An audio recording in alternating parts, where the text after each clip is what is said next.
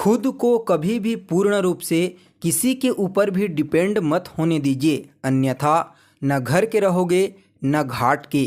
नमस्कार दोस्तों, मैं एस्ट्रोलॉजर वासुदेव मिश्रा आपका अपने चैनल भविष्यवाणी पावर ऑफ द लॉर्ड में हार्दिक स्वागत करता हूं। दोस्तों, आज का यह ज्योतिष का कार्यक्रम आप लोगों के लिए, वृषभ राशि वालों के लिए बेहद ही ज़्यादा महत्वपूर्ण कार्यक्रम साबित होने वाला है, क्योंकि दोस्तों आज के इस कार्यक्रम में हम आपको बताएंगे दानवों के गुरु शुक्राचार्य के तुला राशि परिवर्तन प्रभाव के बारे में। जी हाँ दोस्तों, दैत्य गुरु शुक्राचार्य अपनी वर्तमान नीच राशि कन्या राशि को छोड़ करके 30 नवंबर की प्रातः अपने मूल त्रिकोण राशि तुला राशि में प्रवेश करने के लिए जा रहे हैं, जहां पर शुक्र के ऊपर देवगुरु बृहस्पति की भी दृष्टि पड़ेगी। तो ऐसे में दोस्तों जानने का प्रयास करेंगे शुक्र महाराज अपनी मूल त्रिकोण राशि तुला राशि में गोचर करते हुए आपको क्या फलाफल देने में सक्षम रहेंगे, कौन कौन सी खुशखबरी आपको इस गोचर काल के दौरान मिल सकती है, कहां कहां पर आपको सावधानी बरतनी है और शुक्र के इस गोचर काल को और ज़्यादा श्रेष्ठ बनाने के लिए क्या उपाय आपको करना चाहिए, ये सभी जानकारी आपको विस्तार के साथ बताएंगे। इसलिए कार्यक्रम को बिना मिस किए अंत तक देखिए।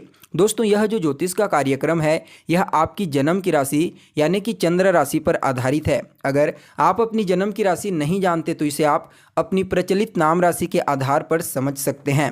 तो दोस्तों देखिए, शुक्रदेव 30 नवंबर से लेकर के 25 दिसंबर तक अपनी मूल त्रिकोण राशि तुला राशि में गोचर करेंगे। यहाँ पर शुक्रदेव को अत्यंत ही श्रेष्ठ माना जाता है। मीन राशि और तुला राशि, इन दोनों राशियों में ही शुक्रदेव अपना सर्वश्रेष्ठ परिणाम देते हैं। ज्योतिष शास्त्र में शुक्रदेव को बेहद ही महत्वपूर्ण ग्रह कहा गया है। वैसे तो सभी ग्रह महत्वपूर्ण होते हैं, लेकिन अपने अपने जगह पर देखिए, शुक्रदेव हमारे जीवन में सभी प्रकार के भौतिक सुख सुविधाओं को और ग्लैमरस इन चीज़ों का कारक होते हैं। जब किसी व्यक्ति की जन्म कुंडली में शुक्र महाराज बलवान अवस्था में होते हैं तो उस व्यक्ति के जीवन में कभी भी किसी भी प्रकार की कोई सुख सुविधाओं की कमी नहीं होती और ना ही उस व्यक्ति के जीवन में पैसों की कमी होती है। उसके जीवन में हमेशा माता लक्ष्मी और शुक्रदेव की कृपा बराबर मात्रा में बनी रहती है, जिसकी वजह से वह जातक जीवन के हर क्षेत्र में विशेष सफलता प्राप्त करते हुए आगे बढ़ता है। आपको बता दें, शुक्रदेव का जन्म कुंडली में बलवान होना कई मामलों में अच्छा है। व्यक्ति को समाज में मान सम्मान और प्रसिद्धि तो मिलती ही है, साथ में वह व्यक्ति अपने जीवन में सर्वश्रेष्ठ ऊंचाई हासिल करता है। ठीक इसके विपरीत जब जन्म कुंडली में शुक्र महाराज कमज़ोर हो जाते हैं, पाप प्रभाव में आ जाते हैं, तो इस कंडीशन में इंसान के जीवन में सभी प्रकार की सुख सुविधाओं में बिल्कुल कमी देखने को मिलती है। वह व्यक्ति लगातार मेहनत करता है, संघर्ष करता है, उसके बावजूद उस व्यक्ति को न तो अपने जीवन में किसी भी प्रकार की कोई अच्छी क्वालिटी की भौतिक सुख सुविधाओं की प्राप्ति होती है और न ही उसे समाज में मान सम्मान और प्रसिद्धि की प्राप्ति होती है। इसलिए शुक्रदेव का हर किसी की कुंडली में बलवान होना बेहद ही आवश्यक माना जाता है। तो दोस्तों देखिए, आप लोगों के लिए यानी कि वृषभ राशि वालों के लिए शुक्रदेव का यह गोचर आपकी राशि से छठे स्थान में होगा। छठे स्थान में गोचर करते हुए शुक्र महाराज अपनी सप्तम दृष्टि से 12वें स्थान को देखेंगे और यहाँ पर छठे स्थान के साथ 12वें स्थान का और 12वें स्थान के साथ आपकी राशि का परिणाम अपने इस गोचर काल के दौरान आपको प्रदान करेंगे। तो सबसे पहले छठे भाव में शुक्रदेव का गोचर होगा, खुद की राशि में गोचर करेंगे। वैसे तो छठे स्थान में पाप ग्रहों को और ज़्यादा श्रेष्ठ माना जाता है, लेकिन फिर भी शुभ ग्रह भी जब छठे स्थान में अपनी खुद की राशि में गोचर करता है तो यह बहुत ही बढ़िया माना जाता है। यहाँ पर शुक्रदेव की कृपा से आपको अपने जीवन में बहुत सारी समस्याओं से छुटकारा मिलेगा। जैसे कि अगर शत्रु आपको बार बार परेशान कर रहा था किसी न किसी चीज़ को लेकर के, तो शत्रु इस गोचर काल के दौरान शांत हो जाएगा। अगर आपके ऊपर कर्जा है, ऋण है, किसी ने आपको पैसा दिया है और वह अभी तक आपको परेशान कर रहा था, आपके पास कोई वैसा माध्यम ही नहीं था जिसके चलते आप उसको पैसा वापस रिटर्न कर दें, तो इस गोचर काल के दौरान आपको वह माध्यम प्राप्त होगा जिसकी वजह से आप उसका पैसा वापस कर देंगे, जिससे आपको टेंशन से मुक्ति मिलेगी। तो वहीं यहाँ पर अगर सेहत से संबंधित भी कोई समस्या अभी तक आपको चल रही थी तो काफ़ी हद तक संभावना है शुक्र के इस गोचर काल के दौरान आपको काफ़ी हद तक राहत की प्राप्ति होगी।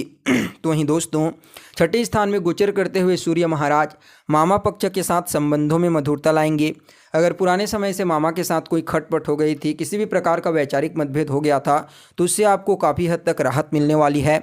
और शुक्र का यह गोचर काल उन स्टूडेंट्स के लिए अत्यंत ही श्रेष्ठ साबित होगा जो किसी भी प्रकार की कोई प्रतियोगी परीक्षा की तैयारी कर रहे हैं और आने वाले 10-15 दिनों में उस प्रतियोगी परीक्षा में हिस्सा लेंगी। तो उनके लिए शुक्र का यह गोचर काल अत्यंत ही श्रेष्ठ और लाभदायक साबित होगा।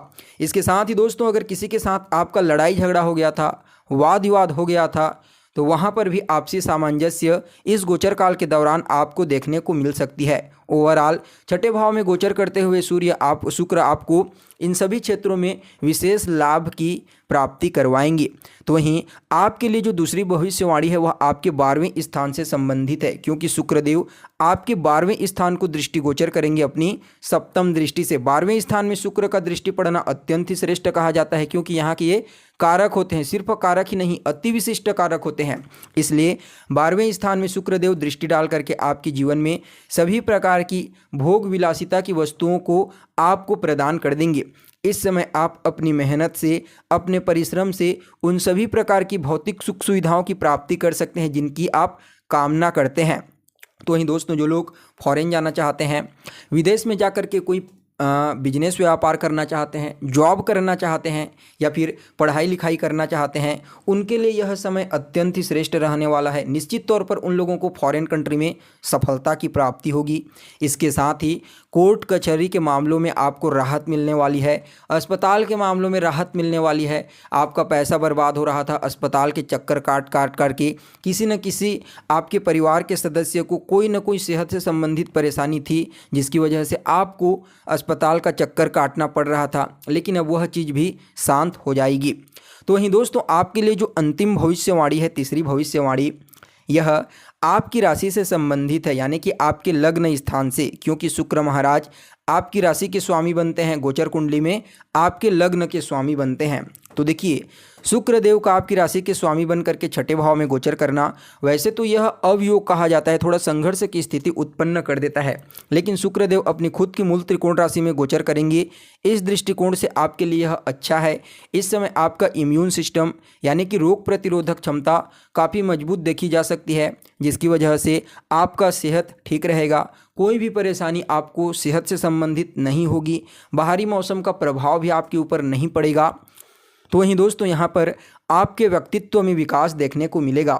इस समय न सिर्फ कार्य क्षेत्र में आपको मान सम्मान और प्रसिद्धि की प्राप्ति होने वाली है, बल्कि सामाजिक दृष्टिकोण से भी इस समय आपका नाम बढ़ने वाला है। समाज में इस समय बहुत सारे लोग आपको जानेंगे। आप जो भी कार्य करते हैं वह कार्य आपका इस समय बहुत ही अच्छा रहेगा। उस कार्य क्षेत्र के माध्यम से लोगों के बीच आपकी प्रसिद्धि बढ़ेगी, आपका मान सम्मान बढ़ेगा।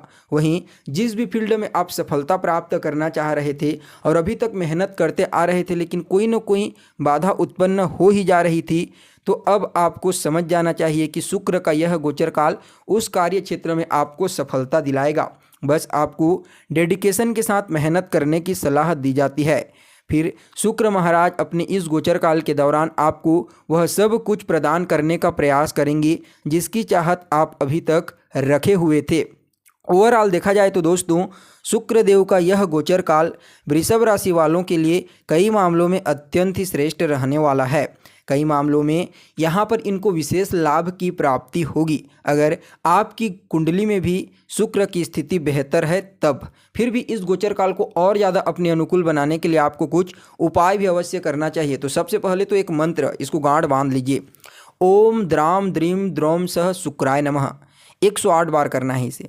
श्री सूक्त का पाठ कीजिए दूसरे उपाय के रूप में। जितना ज़्यादा आप श्री सूक्त का पाठ करेंगे उतना ही ज़्यादा आपके ऊपर शुक्र और लक्ष्मी की कृपा बरसेगी। तो दोस्तों हमें उम्मीद है जानकारी आपको पसंद आई होगी। फिर मिलेंगे एक नए और ताज़ा एपिसोड में, तब तक के लिए इजाज़त दीजिए। नमस्कार।